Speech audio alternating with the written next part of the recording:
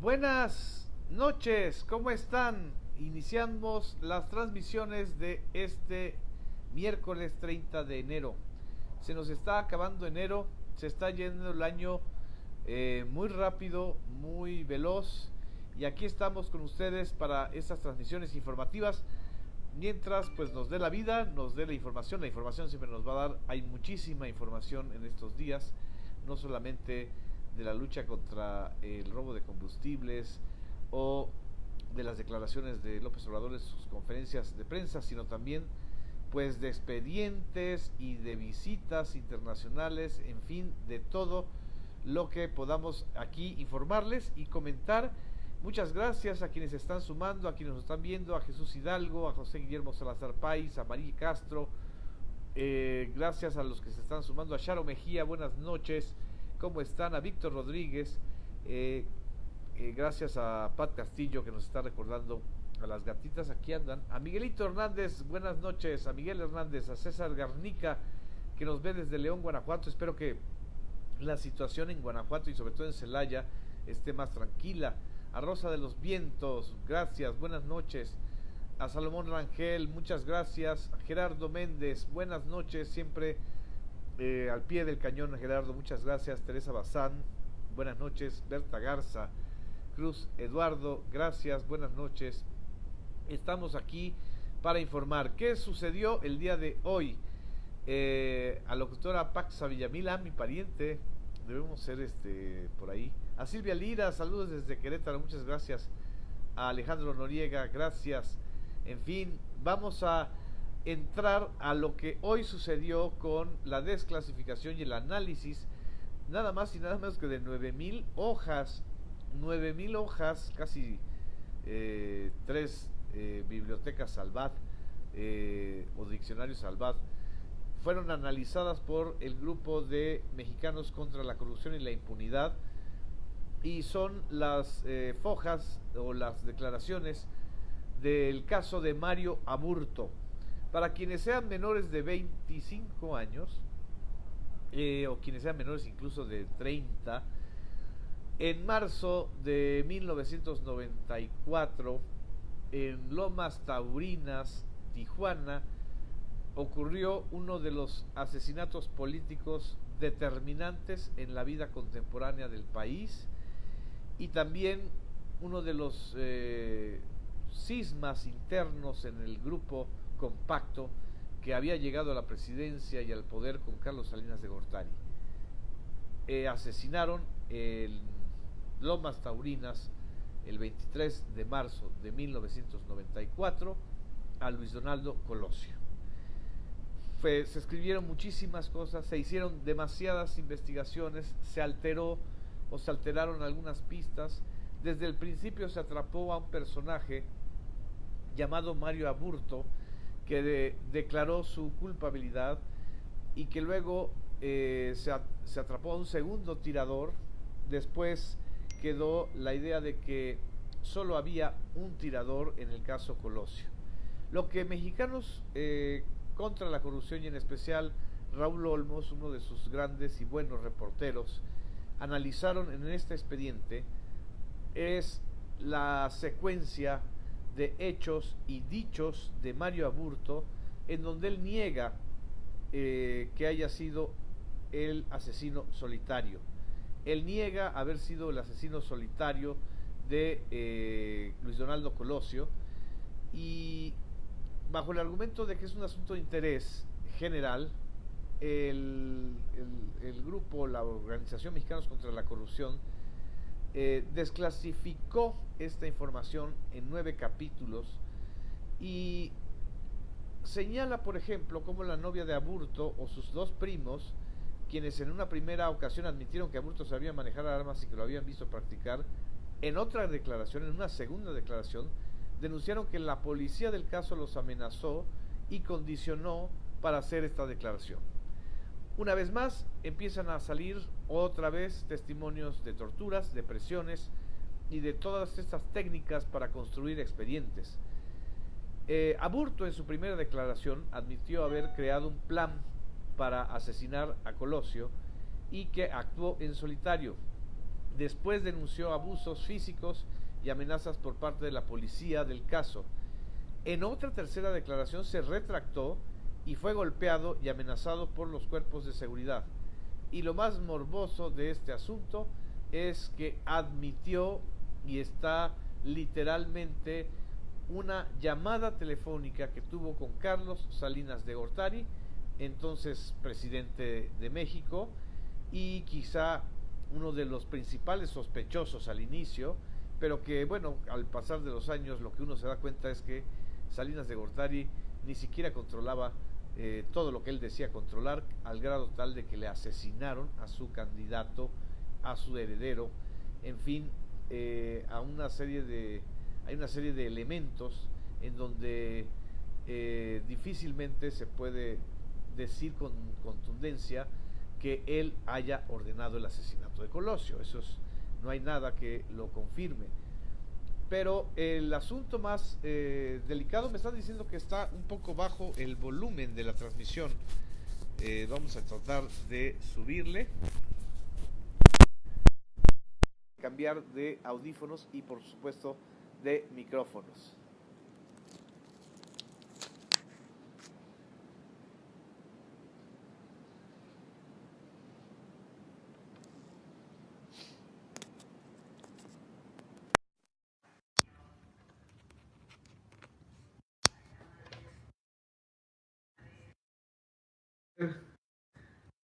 ¿Escuchamos bien ahora? ¿Se escucha bien? ¿Se escucha el sonido adecuado? Cácaro me están diciendo. Bueno, si escuchan a los tamales oaxaqueños es que están pasando por aquí. Me dicen que se escucha peor. ¿Ya se escucha? Buenas noches, estamos aquí. No me voy, nada más estaba yo cambiando de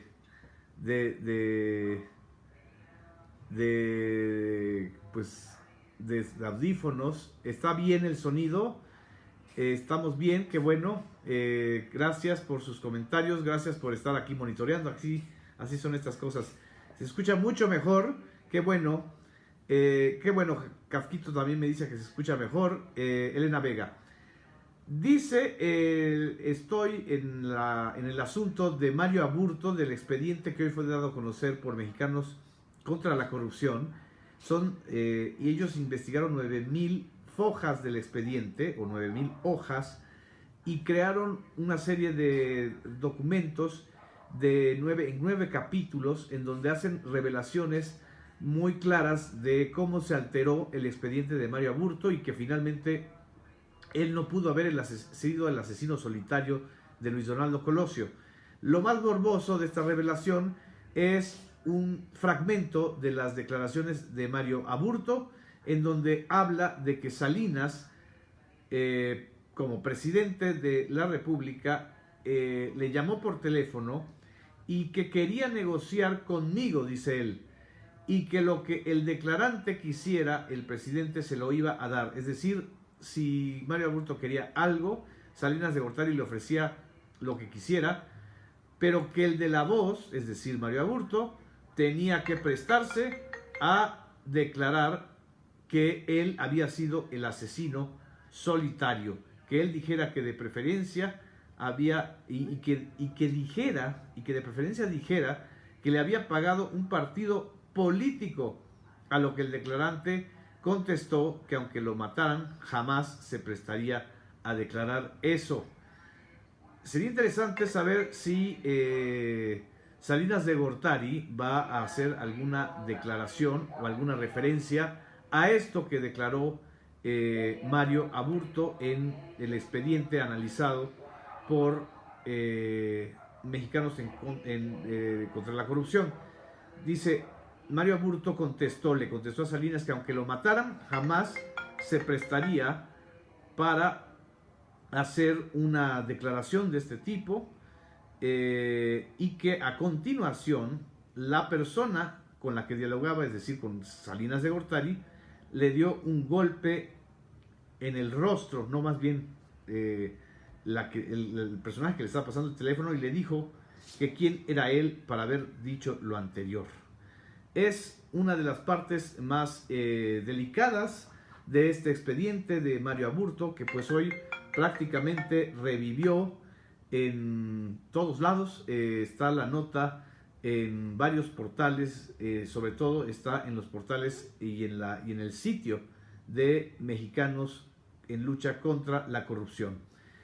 Este es el asunto, digamos, histórico, morboso, que está reviviendo no solamente el expediente Colosio, pues sino la historia de Mario Aburto. Acuérdense que también hubo hasta una película, hubo hasta muchos libros sobre el caso del asesinato de Colosio. Me dice Carlos Fernández, entonces, ¿quién lo mandó a matar? El grupo compacto. ¿Quién más? No se sabe exactamente y no se ha querido ir hacia los posibles autores intelectuales, los jefes o quienes ordenaron a Mario Aburto. Parece ser que sigue el expediente cerrado en esta idea de que fue un asesino solitario. En fin, mientras sea un asesino solitario, pues no van a indagar hacia arriba y hacia los lados. En fin, me dice que cómo puedo desatender el llamado de los tamales. Lo que ustedes no saben es que este streaming, este Facebook Live está patrocinado por Tamales Oaxaqueños. Entonces se llama Advertisement, que se escuche el sonido de los tamales oaxaqueños y que a ustedes se les antojen. Ya no voy a comer guajolotas porque ustedes dicen que, o varios amigos y amigas comentan que pues son muy grasosas, pero bueno, esto es parte del show gastronómico. En fin, me dicen que fueron varios Marios. Acuérdense incluso que hubo hasta un análisis del rostro de quien había sido detenido originalmente y del que presentaron ante las cámaras, y pues hasta güero se veía, es decir, no se parecía al Aburto que originalmente habían presentado. En fin, una serie de cosas. Aquí hay una parte, lo pueden ver ustedes en el sitio de Mexicanos contra la Corrupción, en donde Aburto hace una recreación y vamos a escuchar el sonido de este video. Es muy breve. Y si escuchan los tamales oaxaqueños y se les antojan, pues bueno, cómprense uno, pueden estar ricos. Aquí vamos a escuchar.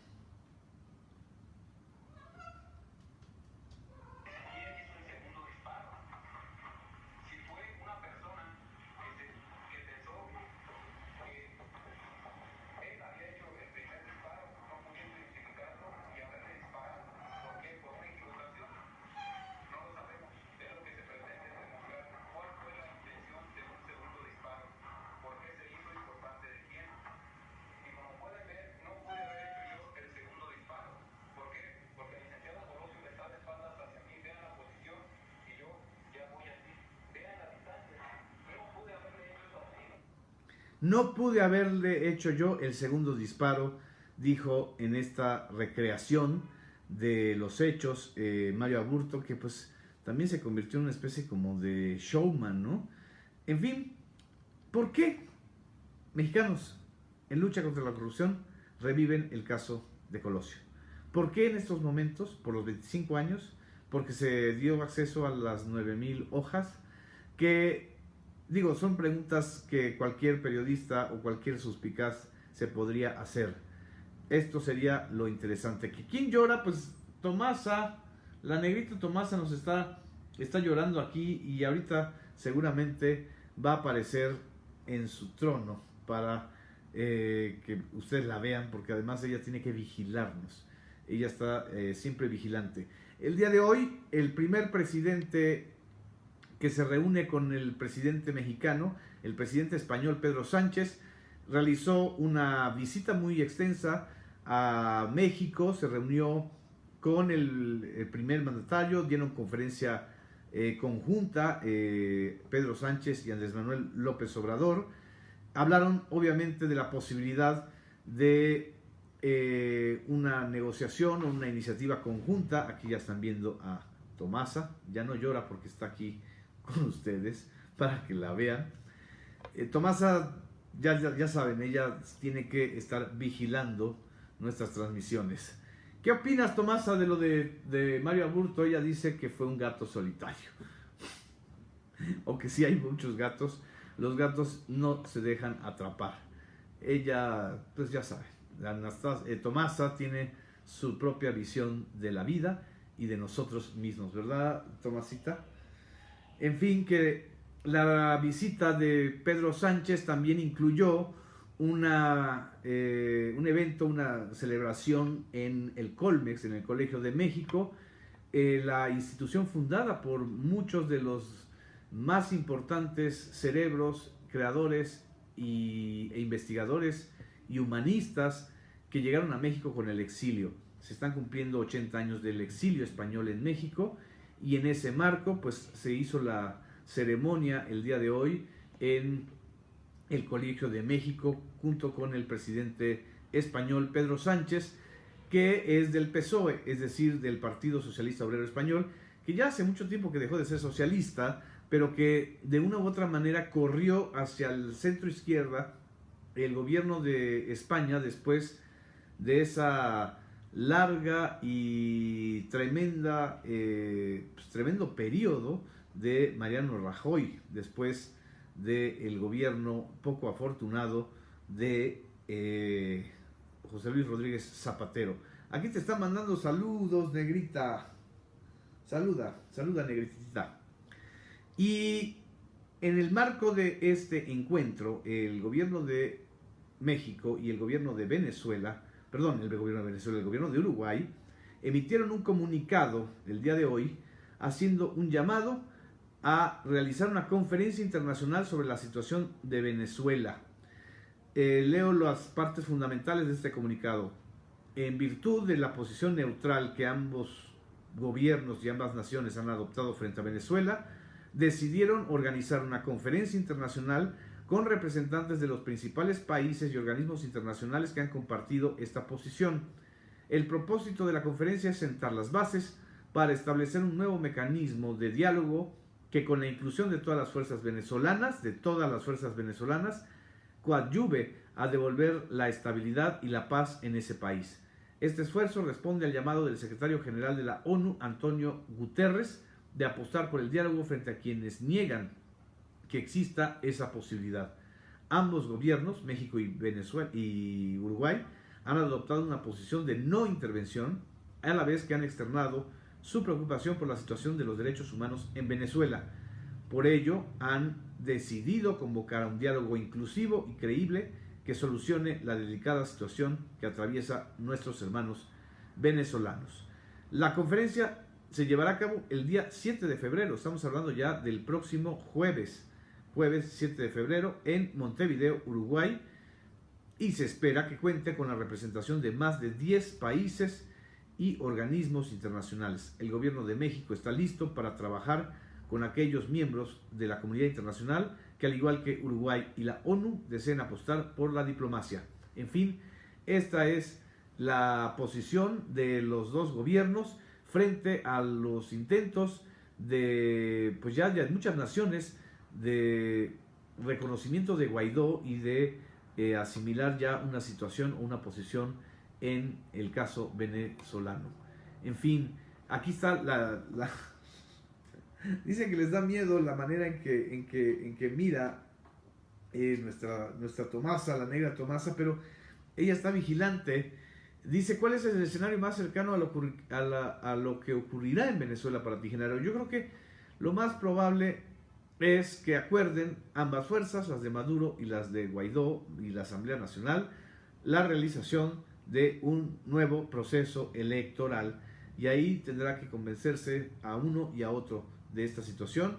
Mientras tanto, Estados Unidos ha hecho del tema venezolano uno de los ejes, sobre todo para Donald Trump, de deslinde frente al gobierno de Vladimir Putin, justo en los momentos en que en Estados Unidos continúan y siguen saliendo investigaciones relacionadas con la manera en que el gobierno ruso y Vladimir Putin pues prácticamente manipularon el proceso electoral o influyeron en el proceso electoral del 2016 en Estados Unidos. Por último, no puedo dejar de mencionar esto, lo comentamos en nuestro programa de radio de Villamil Informa, está también en nuestro blog informativo de Villamil Informa, hay una ola de denuncias en redes sociales relacionadas con secuestros, acosos sexuales y asaltos a mujeres de 16 hasta 35 años en las estaciones del metro de la Ciudad de México.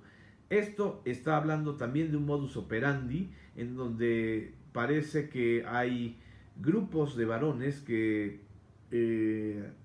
pues prácticamente se acercan a las muchachas, a las jóvenes que están viajando en el metro de la Ciudad de México, simulan incluso una especie de enfrentamiento o de conflicto marital y hacen este tipo de asaltos y de hostigamientos a varias jóvenes. Lo que estamos viendo es que ya hay por lo menos 3 detenidos, según la información del metro de la Ciudad de México, relacionado con este asunto que prácticamente incendió las redes sociales. Muchas gracias. Vamos a continuar con esta información el día de mañana. Los invito a que nos escuchen en Villamil Informa, que nos lean, que compartan este video con todo y la asesoría de la Santa Negra Tomasa. Buenas noches, sean felices.